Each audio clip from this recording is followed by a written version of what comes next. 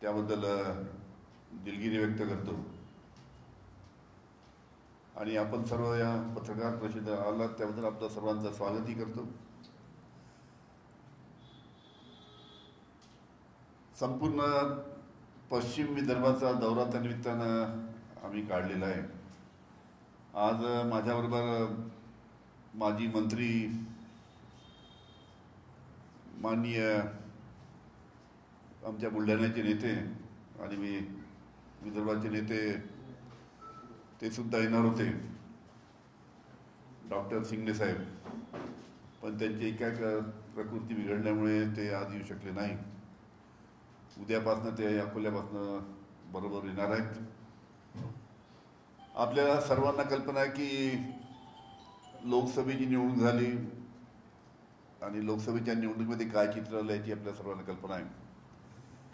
नंतर विधानसभेची निवडणूक झाली, विधानसभेमध्ये काय निवडणुकीचे निकाल आले आणि हे विधानसभेचे निवडणुकीचे निकाल कशामुळे आलेत हे सुद्धा संपूर्ण महाराष्ट्रातले संपूर्ण देशाला माहीत आहे। या संपूर्ण विधानसभेच्या निकालामध्ये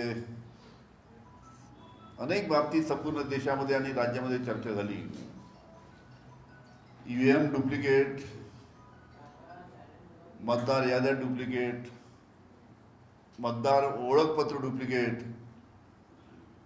आणि म्हणून विजयी डुप्लिकेट अशा पद्धतीचं संपूर्ण ही विधानसभेची निवडणूक झाली याची आपल्याला सुद्धा अतिशय चांगली कल्पना आहे।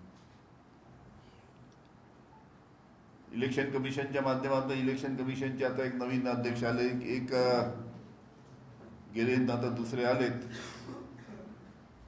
इलेक्शन कमिशनच्या अध्यक्षाच्या माध्यमातून कशा पद्धतीनं पक्षपाती त्यानिमित्तानं त्यांचं धोरण होतं याची सुद्धा आपल्याला कल्पना आहे।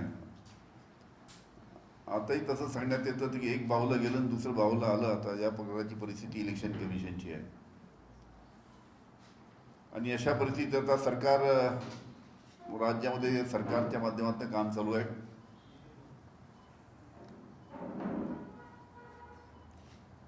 आणि या सरकारमध्ये प्रामुख्याने या निवडणुकीमध्ये विधानसभेच्या निवडणुकीमध्ये या भारतीय जनता पार्टीच्या नेत्यांनी आणि त्यांच्या सहकारी नेत्यांनी जे जे आश्वासन दिले होते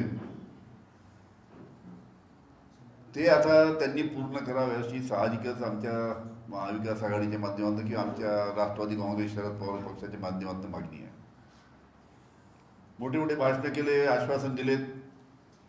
सर्वात महत्त्वाचा प्रश्न म्हणजे आज शेतकऱ्यांचा प्रश्न आहे की शेतकऱ्यांची कर्जमाफी झाली पाहिजे।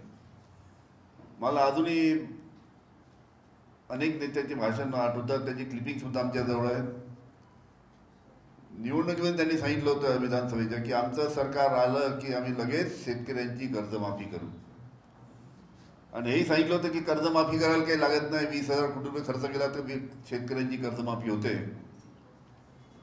पण शेतकरी आता वाट पाहत आहेत की आता सरकार येऊन 4 महिने झाले, केव्हा आमची कर्जमाफी होते।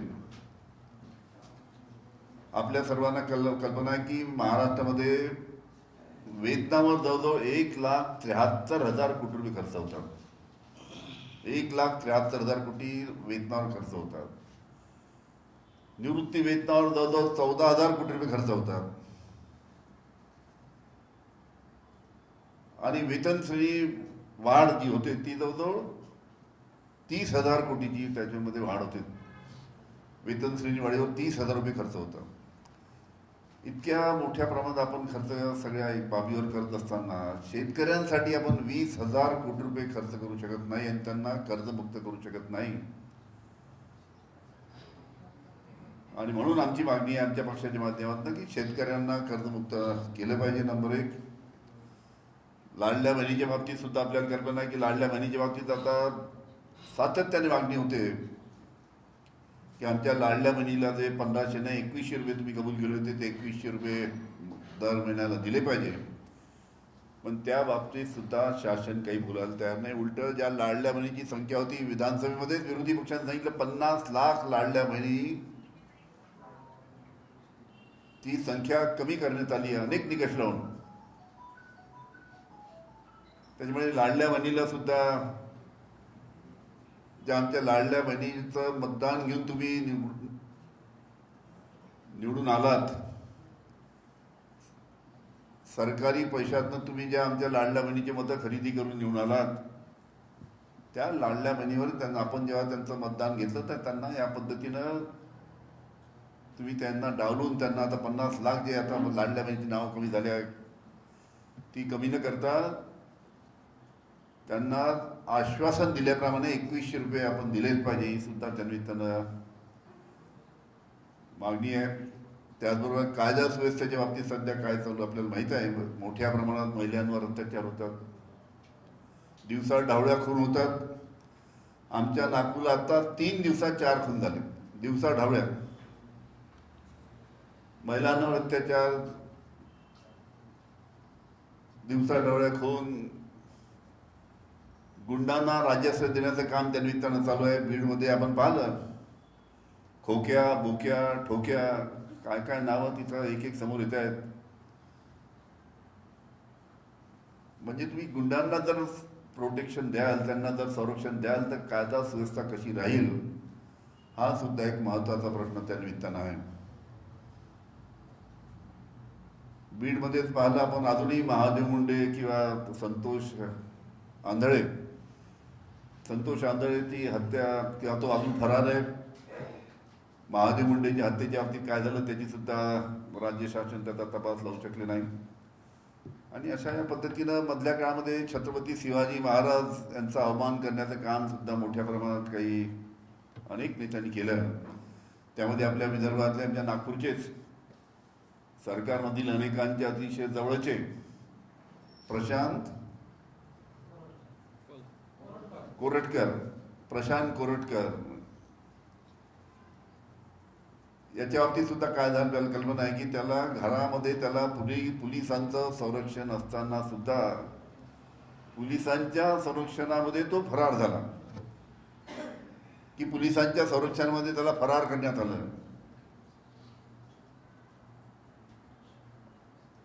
आणि अशा पद्धतीनं त्याला सुद्धा संरक्षण देण्याचं काम राज्य शासनाच्या माध्यमातून चालू आहे. कायदा सुव्यवस्थेची परिस्थिती आपल्याला सांगायची आवश्यकता नाही, कशा परिस्थिती. असे अनेक प्रश्न त्यानिमित्तानं सध्या महाराष्ट्रामध्ये आहे.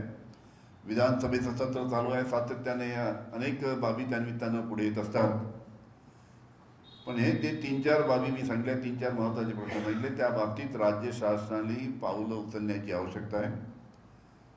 आमचा हा जो दौरा आहे पश्चिम विदर्भाचा, मी आणि डॉक्टर शिंगणे आणि आमच्या सर्व सहकाऱ्यांचा, त्यामध्ये आता मधल्या काळामध्ये थोडी मरगळ आमच्या निवडणुकीचे ज्या पद्धतीचे निकाल आलेत आणि कशामुळे आले मी तुम्हाला सांगितलंच. त्यामुळे एक प्रकारची मरगळ थोडीशी होती. ठीक आहे, आता सगळं सेटल झालेलं आहे. आता हळूहळू आपली जी संघटना कशी चांगल्या पद्धतीने बांधता येईल त्याच्यामुळे आमच्या पक्षाच्या संघटनेचा आढावा घेण्याच्यासाठी आणि त्याचबरोबर चांगल्या पद्धतीनं संघटन कसं मजबूत करता येईल यासाठी हा दौरा इथे आयोजित केलेला आहे. आमच्या सर्व पदाधिकाऱ्यांशी आम्ही चर्चा करू आणि जे काही जनतेचे प्रश्न आहेत ते पूर्वीसारखेच लोकांमध्ये जाऊन त्याला वाचा फोडण्याचा आम्ही प्रयत्न त्या निमित्ताने करू. एवढं आजच्या प्रसंगी ते सांगतो. याच्यानंतर जर काही आपल्याला काही विचार असेल तर आपण विचारू शकतो.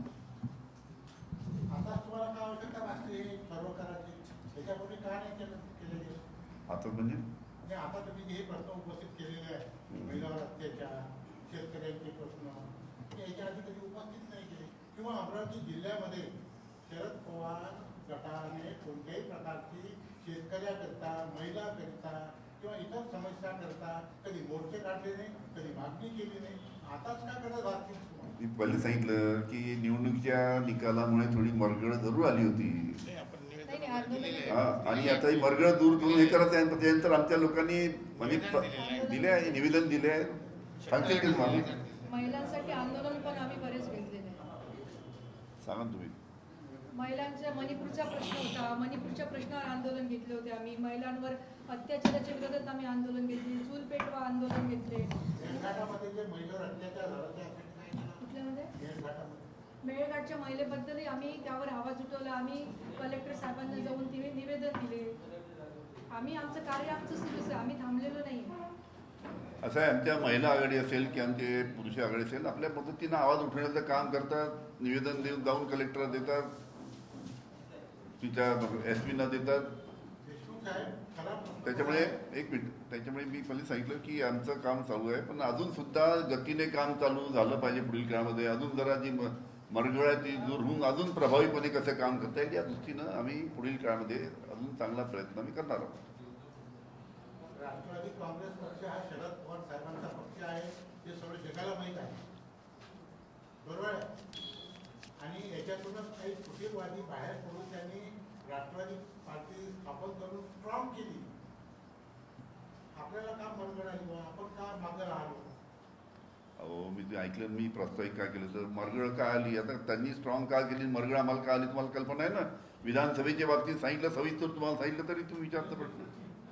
चला नेक्स्ट. सर, औरंगजेबाच्या कबरीबाबत सध्या वादळ सुरू आहे. मला काय वाटतं की औरंगजेबाची कबरी धोरण काय? असं आहे की विश्व हिंदू परिषदेने ज्या पद्धतीनं त्यांच्या प्रमुख पदाधिकाऱ्यांनी प्रेस कॉन्फरन्स घेऊन सांगितलं की महाराष्ट्रामध्ये जी औरंगजेबाची कबर आहे ती राज्य शासनाने पुढाकार घेऊन काढून टाकावी, आणि जर राज्य शासनाने जर पुढाकार घेतला नाही तर आम्ही कार सेवा करून ती कबर त्यानिमित्तानं उखडून काढू, अशा पद्धतीचं वक्तव्य केलं. अतिशय दुर्दैवी असं वक्तव्य आहे. पहिलेच मी सांगितल्याप्रमाणे सध्या कायदा सुव्यवस्थेची परिस्थिती महाराष्ट्रामध्ये अतिशय गंभीर आहे, आणि अशा या परिस्थितीमध्ये असे प्रश्न काढून काही समाजामध्ये, हिंदू मुस्लिम समाजामध्ये द्वेष निर्माण करायचा आणि परत कायदा सुव्यवस्थेची परिस्थिती बिघडवायची, अशा पद्धतीनं हे वक्तव्य झालेलं आहे. त्यामुळे राज्य शासनाने याची गांभीर्याने दखल घेतली पाहिजे, आणि गांभीर्याने दखल घेऊन त्या निमित्तानं कडक कारवाई केली पाहिजे की अशा पद्धतीनं द्वेषपर एकमेका जाती जमातीमध्ये जर अशा वक्तव्यामुळे होत असेल त्या बाबतीत उचित पावलं राज्य शासनाने लवकरात लवकर उचलली पाहिजे. महानगरपालिका स्थानिक स्वराज्य संस्थेची निवडणूक लवकर घेण्यात यावी अशी आपण मागणी केली आहे, तर कशावरून हे उशीर होत आहे, काय सांगाल?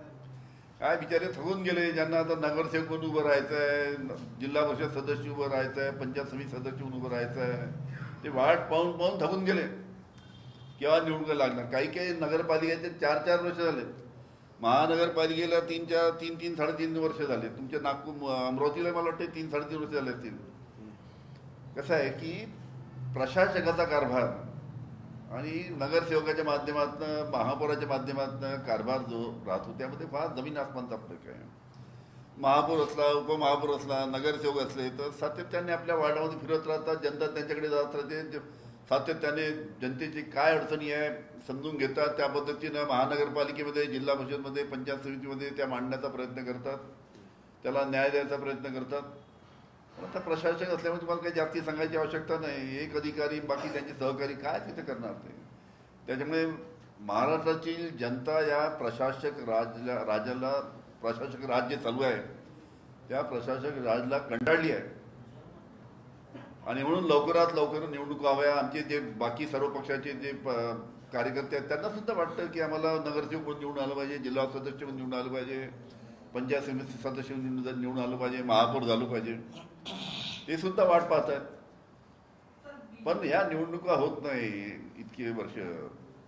सरकार काहीतरी न्यायालयामध्ये कायद्याची बाजू मांडण्यासाठी कमी पडते का, हा सुद्धा प्रश्न त्या निमित्तानं अनेक लोक विचारत आहेत. सर, बीजेपीच्या वतीने नोंदणी सदस्य नोंदणी मोहीम सुरू केली त्यांनी, शिंदे गटाने सुद्धा सदस्य नोंदणी मोहीम सुरू केली. त्या मानाने विरोधी पक्षामध्ये समजा आपला असो किंवा शिवसेना असो, उभाटा गट असो, तर अशा प्रकारे ते या दौऱ्यानंतर काही सदस्य नोंदणी मोहीम म्हणा किंवा बाकी असं काय सदस्य नोंदणीचा अमरावती शहर जिल्ह्यातच नाही आहे, त्यांचे फॉर्म आलेले आहे, काही जणांनी भरूनही दिलेले आहे, ते चालू आहे.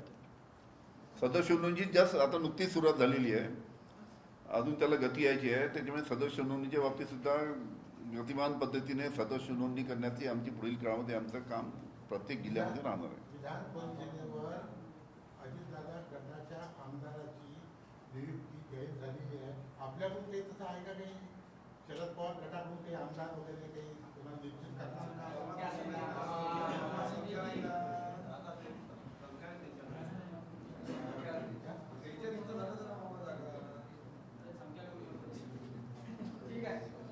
चला, धन्यवाद.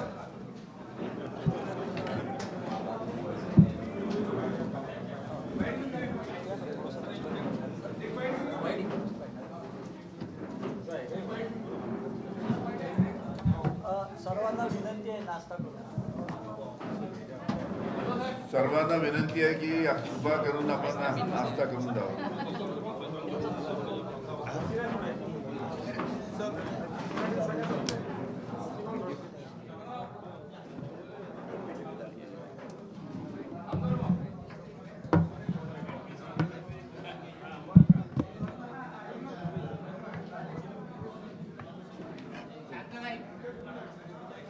सर सध्या राज्यात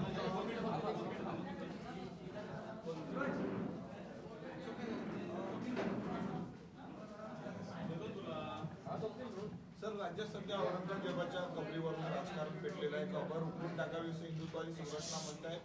सोबतच भाजपचे देखील काही लोक म्हणत आहेत. दुसरीकडे फडणवीसांनी असं म्हटलं की संरक्षण देणं त्या कबरीला कर्मप्राप्त आहे. कसं पाहता?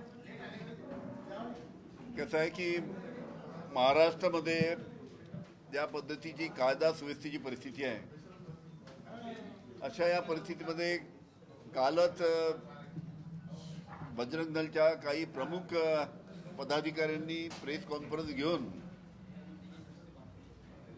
राज्य शासनाच्या माध्यमातून औरंगजेबाची कबर काढून टाकली पाहिजे आणि नाही काढली तर आम्ही कार सेवाकडून ती उखडून काढू अशा पद्धतीचं वक्तव्य केलं.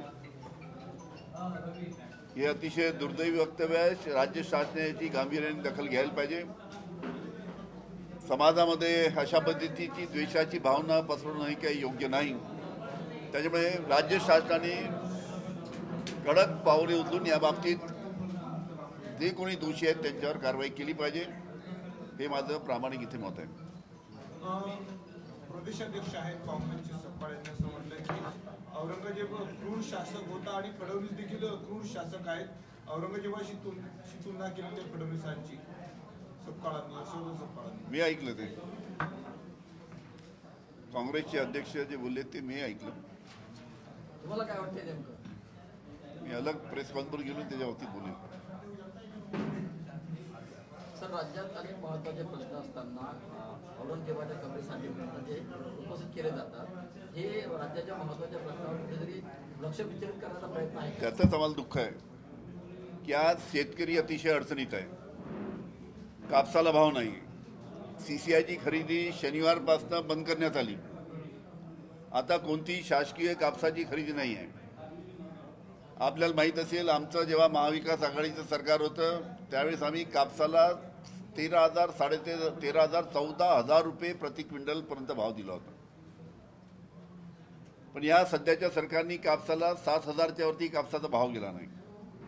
आता शनिवारपासून CCIची खरेदी बंद झाली आणि CCIची खरेदी बंद झाल्यामुळे साहजिकच परत कापसाचे भाव त्या निमित्ताने कमी होणार. त्याचा CCIची खरेदी कमी केल्यामुळे व्यापारी त्याचा फायदा घेणार. त्याच्यामुळे कापसाला भाव नाही, सोयाबीनला भाव नाही. आपल्या जिल्ह्यात संत्रा मोसंबी फार मोठ्या प्रमाणात होते. काय परिस्थिती आपल्याला कल्पना आहे. कांद्याची परिस्थिती पहा, धानाची परिस्थिती पहा. त्यामुळे जे शेतकऱ्यांचे जे प्रश्न आहेत त्या प्रश्नाकडे राज्य शासनाचं लक्ष नाही. जे महिलांवर अत्याचार होत आहेत तिकडे लक्ष नाही. त्याच्यामुळे हे सर्व जे ज्वलंत प्रश्न आहेत महाराष्ट्रातले, तिथून लोकांचं लक्ष भरकटण्यासाठी अशा पद्धतीचे वक्तव्य, औरंगजेबाची कबर खोडून काढा अशा पद्धतीचे वक्तव्य किंवा छत्रपती शिवाजी महाराजांचा अवमान करणं अशा पद्धतीची वक्तव्य फक्त जे ज्वलंत प्रश्न आहेत त्या प्रश्नापासून लोकांचं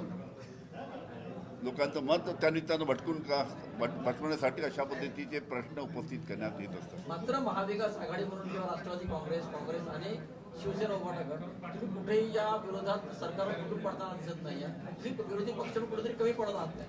बिलकुल नाही. विधानसभेमध्ये पाळलं, विधानसभेमध्ये अधिवेशन चालू आहे. विधानसभेमध्ये अधिवेशन चालू असताना ज्या पद्धतीनं आमचे महाविकास आघाडीचे आमदार हे सर्व प्रश्न अतिशय प्रभावीपणे तिथे मांडतात. जिल्ह्यात सुद्धा आमचे सहकारी, आमचे पदाधिकारी आपल्या आपल्या पद्धतीनं तिथे निवेदन देत असतात, तिथं आंदोलन करत असतात. त्याच्यामुळे हे जे सर्व प्रश्न आहेत त्यासाठी राष्ट्रवादी काँग्रेस पक्षाचे जेवढे पदाधिकारी आहेत जिल्ह्यात ते सातत्यानं आपली प्रभावीपणे भूमिका तिथे मांडतायत. सर, एक शेवटला तुम्ही लाडकी बहिणीचा मगाशी उल्लेख केलेला आहे. मंत्री आहे संजय शिरसाट यांनी म्हटलं की लाडकी बहिणीमुळे सरकारवर बोजा वाढलेला आहे. दुसरीकडे दत्ता भरणेंनी हे वक्तव्य केलेलं आहे. दत्ता भरणे असली अजून कोणी सर्वांना माहीत आहे. पण असं आहे की जेव्हा तुम्ही आश्वासन दिलं आणि त्याच्या भरोशावर तुम्ही निवडून आलात तर त्याच्यासाठी तुम्ही आता प्रयोजन करायला पाहिजे ना. तुम्ही लाडल्या बहिणीला वारेवर सोडू शकत नाही. लाडल्या बहिणीला तुम्ही 2100 रुपये कबूल केल्यानंतर आता तुम्ही मागे येऊ शकत नाही. लाडल्या बहिणीची नावं तुम्ही जी कमी केली, 50 लाख नावं लाडल्या बहिणीची संपूर्ण महाराष्ट्रामध्ये कमी केली. अशा पद्धतीनं लाडल्या बहिणीची तुम्ही फसवणूक करू शकत नाही. निवडणुकीमध्ये त्या लाडल्या बहिणीचे मतं घेतलेत आणि आता 50 लाख लाडल्या बहिणीचे नाव तुम्ही कमी करणार. त्यांना 1500 रुपयाऐवजी 2100 रुपये देणार नाही. या सर्व बाबी आम्ही सातत्याने मांडतोय. सर, तुमचे जुने सहकारी आणि राष्ट्रवादी काँग्रेसचे नेते संजय कोळगे यांना विधान परिषदेची उमेदवारी मिळालेली आहे, काय सांगा? असं आहे की कोणत्या पक्षाने आपल्या कोणत्या कार्यकर्त्याला निवडणुकीची उमेदवारी द्यावी हा त्या प्रश्नाचा त्या पक्षाचा प्रश्न आहे. मला इथे अमरावतीला आल्यावरच कळलं की त्यांना उमेदवारी जाहीर झाली आहे. तर तो त्यांच्या पक्षाने निर्णय घेतलेला आहे. धन्यवाद.